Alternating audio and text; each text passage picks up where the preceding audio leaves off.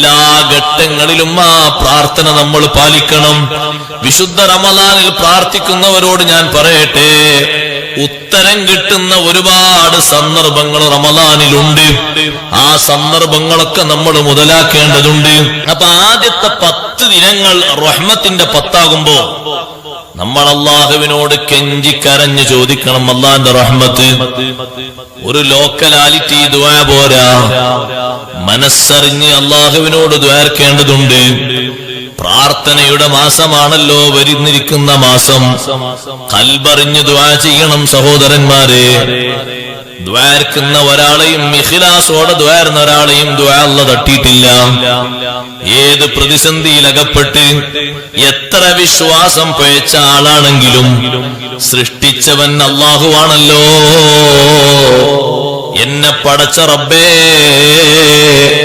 എന്നെ പരിപാലിക്കുന്ന നാഥാ, എനിക്ക് ഭക്ഷണം തന്ന് വെള്ളം തന്ന് വായു തന്ന് എന്നെ തീറ്റിപ്പോറ്റുന്നവനെ, ഈ വിളിയൊക്കെ മടങ്ങുന്നത് ഏത് ഭാഷയിലായാലും ഒരുവനിലേക്കാണ്, അള്ളാഹുവിലേക്കാണത് മടങ്ങുന്നത്.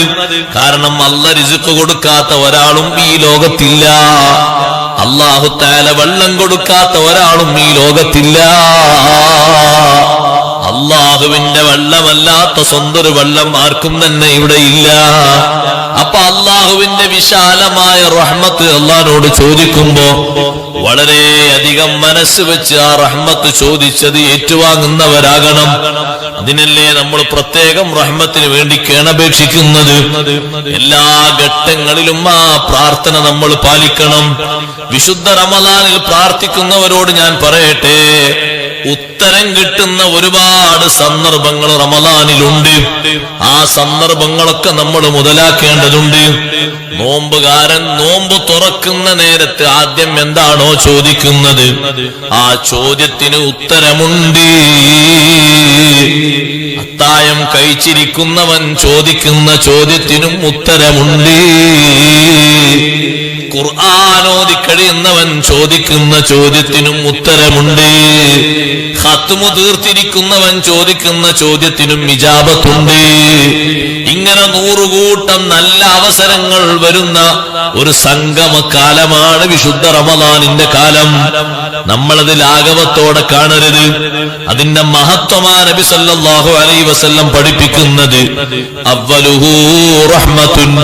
ആ മാസത്തിൽ ആദ്യത്തെ 10 ദിനം റഹ്മത്തിന്റെ 10 അള്ളാഹുവിൽ നിന്ന് റഹ്മത്ത് ചോദിച്ചു വാങ്ങേണ്ട 10. അള്ളാഹു തആലയോട് ചോദിക്കുന്ന ചോദ്യം അള്ളാഹു തആല തട്ടാത്ത രീതിയിൽ അള്ളാഹു റഹ്മാനാണെന്ന നിലക്ക് ചോദിച്ചുകൊണ്ട് നമ്മൾ ഉത്തരം വാങ്ങണം. ചോദിക്കുന്നിടത്ത് ഖൽബ് തുറന്ന് ചോദിക്കണം. അപ്പോൾ ആ ചോദ്യം അങ്ങോട്ട് കിട്ടണം എന്ന് വെച്ച് ചോദിക്കുമ്പോ എല്ലാ ചോദ്യം അങ്ങനെയാണ്. കിട്ടണം എന്നുള്ള നീയത്തോടുകൂടെ ചോദിക്കുമ്പോ ഒരു ചോദ്യം അല്ലാഹു തആല തട്ടും. ചിലപ്പോ കുറച്ചങ്ങോട്ട് താമസം ഉണ്ടാകുമോ, അത്രേ ഉള്ളൂ. അത് അത്രയും തോനെ ചോദിക്കാനാണ്. തോനെ ചോദിക്കുമ്പോ അല്ലാഹു തആലക്ക് ഇത് ചോദിച്ചതിനേക്കാളും അപ്പുറം തരാനായിരിക്കും ഒരു പക്ഷേ തോനെ ചോദിപ്പിക്കുന്നത്. അങ്ങനെ ഉണ്ടാവും. കുറച്ച് തോനെ തരാൻ വേണ്ടിയിട്ട് കുറച്ചുകൂടി തോനെ ചോദിക്കട്ടെ എന്ന് അല്ലാഹു തആല നിശ്ചയിക്കാണ്. അപ്പൊ ഇയാള് ഇങ്ങനെ കേണപേക്ഷിച്ച് ഇങ്ങനെ ചോദിക്കുമ്പോ അല്ലാഹു തആലക്ക് അയാളെ ചോദ്യം വല്ലാത്ത ഇഷ്ടമാണ്.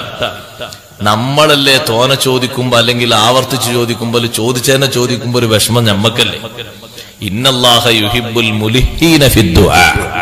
അല്ലാഹു ഇഷ്ടപ്പെടുന്നത് ദുആയിൽ കീർത്തിക്കുന്ന ആളുകളെയാണ്. തരണം അല്ലാ, തന്നെ പറ്റൂ അല്ലാ, നീ തന്നേ തീരുവല്ല, നീ റഹ്മാനാണ്, എനിക്ക് നീ തന്നേ പറ്റൂ. ഈ ചോദ്യം അല്ലാഹു തആലക്ക് ഇഷ്ടാണ്. നമ്മൾ സുബഹി നിസ്കാരം കഴിഞ്ഞ് കട്ടൻ ചായ കുടിച്ച് വീട്ടിലിരിക്കുമ്പോ ഒരു ടീം വന്നു നമ്മളെ വീട്ടിലേക്ക്. അവര് വന്നിട്ട് ഒരു മുറാദൊക്കെ പറഞ്ഞു. ശരി നോക്കാന്ന് പറഞ്ഞു. തൽക്കാലം ഒരു സലാം പറഞ്ഞു പോയി. 2 ദിവസം കഴിഞ്ഞപ്പോ പിന്നെ ഒരു വരാണ്. പടച്ചോനെ ആല് കറ്റങ്ങൾ ഇഞ്ഞും വരുന്നുണ്ടല്ലോ. നമ്മളിങ്ങനെ പതുക്കെ മന്ത്രിക്കാൻ തുടങ്ങി. ഓല് വന്ന് അതേ മുറാദ് പിന്നെ ആവർത്തിച്ചു പറഞ്ഞു. അങ്ങനെ ആയിക്കോട്ടെ ഇൻഷാ അല്ലാഹ് ഞാൻ ഒരാഴ്ച കൊണ്ട് എന്തെങ്കിലും തീരുമാനം പറയാന്ന് പറഞ്ഞപ്പോ ഒരാഴ്ച കണക്കാക്കി പിന്നെ ഓല് വന്നു. അപ്പൊ പിന്നെ നമ്മളെ അവസ്ഥ നേരത്തെ ഉള്ളതിൽ നിന്ന് മാറാൻ പോകുക. ഇപ്പൊ നിങ്ങൾ കണ്ടോ, 2 വട്ടം വന്ന് 3-ാം വട്ടം വരുമ്പോഴേക്ക് നമ്മുടെ അവസ്ഥ മാറില്ലേ? അല്ലാഹു ജല്ല ജലാലുഹു അങ്ങനെയല്ല. ചോദിക്കുന്ന ചോദ്യം കുറിക്കുകൊള്ളുന്നതിനനുസരിച്ച് ഉത്തരം കൊടുക്കുന്നവനാണ്. കാലങ്ങളോളം ചോദിച്ചിട്ടും നിരാശപ്പെടാതെ ചോദിച്ചതുകൊണ്ട് അമ്പിയാ മുർസലുകൾക്ക് അല്ലാഹു ഉത്തരം കൊടുത്തിട്ടുണ്ട്, ഔലിയാക്കൾക്ക് അല്ലാഹു ഉത്തരം കൊടുത്തിട്ടുണ്ട്, ഇബ്ലീസിന് വരെ അല്ലാഹു ഉത്തരം കൊടുത്തിട്ടുണ്ട്. ഇബ്ലീസിനോട് അല്ലാഹു തആല പറഞ്ഞത് സ്വർഗ്ഗത്തുനിന്ന് പുറത്തു പോണം. വഇന്ന അലൈക ലഅനതി ഇലാ യൗമിദ്ദീൻ, എന്റെ ശാപം നിനക്ക് 1 കൊല്ലം എന്നല്ല പറഞ്ഞത്, 2 കൊല്ലം എന്നല്ല പറഞ്ഞത്, ഇലാ യൗമിദ്ദീൻ, പുനരുദ്ധാരണ ദിവസം കഴിഞ്ഞ് ജസാഇന്റെ സമയം വരുന്നത് വരെ എന്റെ ലഅനത്താ നിനക്ക്. ആ ഇബ്ലീസ് അല്ലാഹുവോട് എന്താ ചോദിച്ചത്? റബ്ബി അൻളിർനി ഇലാ യൗമി യുബ്അസൂൻ, റബ്ബേ എനിക്ക് നീ താമസം തരണം, എനിക്ക് നീ ദീർഘായുസ് തരണം, പുനരുദ്ധാരണ ദിവസം വരെ എന്നെ നീ ഇവിടെ താമസിപ്പിക്കണം. അതിന്റെ അർത്ഥം മരിക്കരുത് എന്നാണ് അതിന്റെ അർത്ഥം. മരണ ഇബ്ലീസിനും പേടിയാ. പുനരുദ്ധാരണ ദിവസം വരെ എല്ലാരും ഖബറിന്ന് എണീറ്റ് വരുന്ന ദിവസം വരെ ഒരാൾ ഉടനെ പിന്നെ മരിക്കോ? ഇനി കൊടുക്കാൻ മരണം? ഖബറിന്ന് എഴുന്നേറ്റ് വരുന്ന ദിവസം അതാണല്ലോ യൗമുൽ ബാസ്, പുനർജീവിതത്തിന്റെ ദിവസം. അന്ന് വരെ എനിക്കിവിടെ താമസം തരണം. ഇത്രയും വലിയ ചോദ്യം ചോദിക്കുന്നത് എത്ര നൂറ്റാണ്ടിന്റെ ചോദ്യം അത്? അല്ലാഹു തആല പറഞ്ഞോ, ഞാൻ എന്നെ പണ്ട് സ്വർഗ്ഗത്തിൽ നിന്ന് പുറത്താക്കിയല്ല, പോടാവിടുന്ന് പറഞ്ഞു അല്ലാഹ്. നിന്നോടൊന്നും ചോദിക്കണ്ടെന്ന് പറഞ്ഞു. നമ്മൾ ശരിക്കും മനസ്സിലാക്കണം, നമ്മൾ ചോദ്യം ഇഖ്ലാസോടുകൂടെ വരുന്നില്ല, അവിടെയാണ് വിഷയം. ചോദിക്കുന്നത് ഇഖ്ലാസോടെ ആണെങ്കിൽ ഇഖ്ലാസിന്റെ കട്ടിക്കനുസരിച്ച് 1 മതി. പക്ഷെ അതിനത് വേണം, ആ ആത്മാർത്ഥതയുടെ മുഖം വേണം. എന്നാ ഒരു പ്രശ്നമില്ല. കണ്ടില്ല നിങ്ങൾ അറാബികളൊക്കെ അല്ലാഹു തആലയോട് ചോദിക്കണ എത്ര ധൈര്യപ്പെട്ടുള്ള ചോദ്യമാണ്. സ്വഹാബത്ത് പറഞ്ഞു, ഒരു ദിവസം ഒരു അറാബി നിസ്കരിക്കാൻ വേണ്ടി പള്ളി കയറി. അറാബികളൊന്നും അത്ര വലിയൊരു പരിഷ്കാരമൊന്നും ഉണ്ടാവില്ലല്ലോ. നമ്മളിപ്പോ പോയാൽ കാണാൻ ഒരു ബതുക്കൾ എന്നൊക്കെ പറഞ്ഞ അവർ സാധുക്കളാണ്. ഒരു നല്ല അധ്വാനിച്ച് മലമലൊക്കെ കയറി ആടിനെ ഒട്ടകത്തൊക്കെ മേച്ച് കാരക്കൊക്കെ പറിച്ച് അങ്ങനെ ജീവിക്കുന്ന ആൾക്കാർ. നിസ്കാരമൊക്കെ ഉണ്ട്, നോമ്പൊക്കെ ഉണ്ട്, അതിനൊന്നും കുഴപ്പമൊന്നുമില്ല. അവരങ്ങനെ നഗരവാസികളെ പോലെ അല്ല, ഒരു മാറ്റമുണ്ട്. ഒരു അറാബി നിസ്കരിക്കാൻ വേണ്ടി കയറി പുറത്തൊരൊട്ടകത്തെ കെട്ടിവെച്ച് നിസ്കരിക്കാൻ കയറി. നിസ്കാരം കഴിഞ്ഞ് ഇറങ്ങുമ്പോ സ്വഹാബത്തൊക്കെ പറയാ, ഞങ്ങൾ അത്ഭുതപ്പെട്ടുപോയി, നിസ്കാരം കഴിഞ്ഞ് ഇറങ്ങുമ്പോ ഒട്ടകത്തെ കാണുന്നില്ല. അറാബി മക്കളെ വിളിക്കല്ല, അറാബി ഡയറക്റ്റ് ആയിട്ട് അള്ളാനെ വിളിക്കണേ. അറാബി പറയുന്ന എന്താ? ഇലാഹി അദ്ദൈതു അമാനതക, എന്റെ ഇലാഹായ അല്ലാഹുവേ, നീ എന്നെ ഏൽപ്പിച്ച അമാനത്ത് ഉത്തരവാദിത്തമല്ലേ നിസ്കാരം, ഞാനത് നിർവഹിച്ചിട്ടല്ലേ പള്ളിയിൽ നിന്ന് ഇറങ്ങുന്നത്. ഞാൻ നിസ്കരിക്കുമ്പോ എന്റെ അമാനത്തായിട്ട് ഞാൻ നിന്നെ ഏൽപ്പിച്ചതല്ലേ എന്റെ വാഹനം. ഫൈന അമാനത്തി, എന്റെ അമാനത്ത് എവിടെ അല്ലാഹ്? സ്വഹാബത്ത് അത്ഭുതപ്പെടുകയാണ് അറാബിയുടെ ചോദ്യം കേട്ടിട്ട്. ചോദ്യം തീരുമ്പോഴേ കഥാ ഒട്ടകപ്പുറത്തൊരാള് വരുന്നു. അയാളെ കൈയിന്റെ കിണുപ്പിന്റെ ഭാഗത്ത് കഫിന്റെ ഭാഗം മുറിക്കപ്പെട്ടിട്ടുണ്ട്. അയാൾ കട്ടുകൊണ്ട് പോയതാണ്. ഒട്ടകവുമായിട്ട് അയാൾ ഉടനെ മുന്നിലെത്തി ക്ഷമാപണം നടത്തിയിട്ട് അയാൾ തിരിച്ചുപോയി. എത്ര കറക്റ്റങ്ങൾ നോക്കി. നിസ്കരിക്കുമ്പോ അപ്പോ ആ അറാബിന്റെ മനസ്സിലെന്താ? നിസ്കരിക്കുമ്പോ നിസ്കാരം. നമ്മളങ്ങനെ നമ്മൾ നിസ്കരിക്കുമ്പോ ഒരു പക്ഷെ 299 റുപ്യക്ക് വാങ്ങിയ ചെരുപ്പാണെങ്കിൽ അല്ലാഹു അക്ബർ, പടച്ചോനെ ചെരുപ്പ്. എന്നും കേക്ക് ഭാഗത്ത വെക്കൽ, ഇന്ന് വടക്ക് ഭാഗത്ത വെച്ച അത് ഇന്ന് പോയതന്നെ. മാലിക് യൗമിദ്ദീൻ ഇയ്യാക നഅ്ബുദു വഇയ്യാക നസ്തഈൻ. പിന്നെ ഇതെങ്ങനെ ശരിയാക? അല്ലെങ്കിൽ നമ്മൾ കൊണ്ടുപോയി നിർത്തി കാറിന്റെ കാറ്റാരോ ഒഴിച്ചോ എന്നുള്ള പേടിയാണ്. അങ്ങനെ ആകുമ്പോ അതിന്റെ മുറി കൂടൂലല്ലോ. നിങ്ങൾ നോക്കി, ആറാബി നിസ്കാരം കഴിഞ്ഞപ്പോ വാഹനമല്ല. എന്താ വാഹനമില്ലാത്ത? വാഹനം അല്ല നോക്കണ്ടേ? അറാബി അങ്ങനെ വെക്കണം, വാഹനം അല്ലാത്തത് നോക്കുമല്ലോ. അപ്പൊ ആ ചോദ്യം ശരിക്കും ആത്മാർത്ഥതയിൽ ലയിച്ച ചോദ്യമായതുകൊണ്ട് ഉത്തരം കിട്ടാൻ മണിക്കൂർ കാത്തു നിൽക്കേണ്ടി വന്നിട്ടില്ല, ഉടനെ തന്നെ ഉത്തരം കിട്ടിയിട്ടുണ്ട്. ഇബ്ലീസിന്റെ ചോദ്യം കണ്ടില്ല നിങ്ങൾ? നല്ല ഖൗഫുള്ള ചോദ്യമാണ്.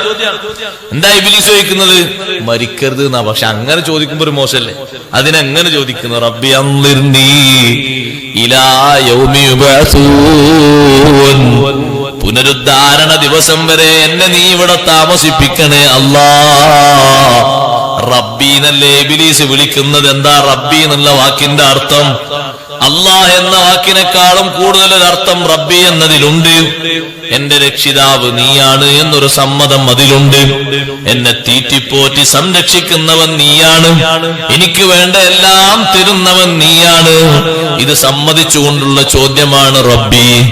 ആ സമ്മതൊക്കെ സമ്മതിച്ചുകൊണ്ടാണ് റബ്ബേ പുനരുദ്ധാരണ ദിവസം വരെ എന്നെ നീ താമസിപ്പിക്കണേ എന്ന് ചോദിച്ചപ്പോ അള്ള കൊടുക്കുന്ന മറുപടി ഖാല ഇന്നക മിനൽ മുൻദരീൻ ഇലാ യൗമിൽ വഖ്തിൽ മഅലൂം. ഇത്രയും വലിയ ചോദ്യം ചോദിച്ചതുകൊണ്ട് ഇത്ര വലുതൊന്നും ചോദിക്കാൻ പാടില്ല, അതുകൊണ്ട് നീ നിന്റെ ചോദ്യം ശരിയല്ല എന്നല്ല പറഞ്ഞില്ല. അല്ല ഉത്തരം കൊടുത്തു, ഇന്നക മിനൽ മുൻദരീൻ, ഇബ്ലീസേ നിനക്ക് താമസം തരാം, നിനക്ക് ദീർഘായുസ് തരാം. എത്ര കാലം വരെ തരാം? ഇലാ യൗമിൽ വഖ്തിൽ മഅലൂം, അറിയപ്പെട്ട ഒരു ദിവസത്തിലെ നിശ്ചയ സമയം വരെ. അതെപ്പോഴാ? ഒന്നാമത്തെ ഊത്ത് വരെ സമയം. നമ്മളൊന്ന് ആലോചിച്ച് നോക്കുകയാണ്, എത്ര കൊല്ലത്തെ ദീർഘായുസ് ചോദിച്ചത്, എത്ര നൂറ്റാണ്ടത്താണ് ചോദിച്ചത്, എത്ര ആയിരമാണ്ടത്താണ് ചോദിച്ചത്. അപ്പൊ അല്ലാഹു തആലയോട് ചോദിക്കുന്ന ആൾക്കാർ വലുത് ചോദിക്കാൻ പേടിക്കണ്ട, അല്ലാഹു തആല തരും. ഇത്രയും അധികം ചോദിച്ചിട്ടും അല്ലാഹു തആല കൊടുത്ത് കുറഞ്ഞോ? വലുതല്ലേ കൊടുത്ത്. അപ്പൊ ചോദിക്കുന്ന ആൾക്കാർ ശരിക്കും ചോദിക്കണം, ഉത്തരം കിട്ടുന്ന സമയങ്ങളൊക്കെ പരിഗണിച്ച് ചോദിക്കണം. വിശുദ്ധ റമളാനാകുമ്പോൾ നന്നായി പരിഗണിക്കണം. ഹബീബ് റസൂലുള്ളാഹി സ്വല്ലല്ലാഹു അലൈഹി വസല്ലം തങ്ങൾ എല്ലാ വിഷയത്തിലും കാന യജ്തഹിദു ഫീ റമളാന, റമളാനിൽ തങ്ങൾ അധ്വാനിച്ചിരുന്നു, പരിഗണിച്ചിരുന്നു, പ്രത്യേകം ശ്രദ്ധിച്ചിരുന്നു. മറ്റു മാസങ്ങളിൽ പരിഗണിക്കാത്ത അത്രയും, അത് പ്രാർത്ഥനയാകട്ടെ, ദാനധർമ്മമാകട്ടെ, നിസ്കാരമാകട്ടെ, കുടുംബബന്ധം പുലർത്തലാകട്ടെ, നോമ്പു തുറപ്പിക്കലാകട്ടെ, കുടുംബത്തിൽ ചെന്നിട്ട് രോഗികളെ കാണലാകട്ടെ, മറ്റു മാസങ്ങളിൽ നിന്ന് വിഭിന്നമായി കാന യജ്തഹിദു ഫീ റമളാൻ, റമളാനിൽ തങ്ങൾ കഠിനാധ്വാനം ചെയ്തിരുന്നു. അത് പുണ്യങ്ങളുടെ പൂക്കാലമായതുകൊണ്ട് ആ റമളാൻ മാസത്തിൽ കിട്ടുന്ന സവിശേഷമായ ബഹുമാനങ്ങളൊക്കെ കിട്ടണം. ഒന്നും കുറഞ്ഞു പോകരുത് എന്ന് കരുതിയിട്ടുള്ള അധ്വാനമാണത്. അതുകൊണ്ട് തന്നെ വിശുദ്ധ റമളാനിൽ 3 വിഷയങ്ങൾ പുരുഷന്മാരും 2 വിഷയങ്ങൾ സ്ത്രീകളും അധികരിപ്പിക്കണം. ഞാൻ അതിലേക്ക് വരുന്നുണ്ട്. പക്ഷേ കൂട്ടത്തിൽ ഒരു കാര്യം പറയട്ടെ. നേരത്തെ ഓതിവെച്ച ഹദീസ് അവ്വലുഹു റഹ്മത്തുൻ, ആ മാസത്തിന്റെ ആദ്യത്തെ 10 ദിനം റഹ്മത്താണ്. നമ്മൾ അല്ലാഹുവോട് റഹ്മത്ത് ചോദിക്കണം. പടച്ചോനെ, നിന്റെ റഹ്മത്ത് കൊണ്ടല്ലാതെ എനിക്ക് രക്ഷപ്പെടാൻ കഴിയില്ല.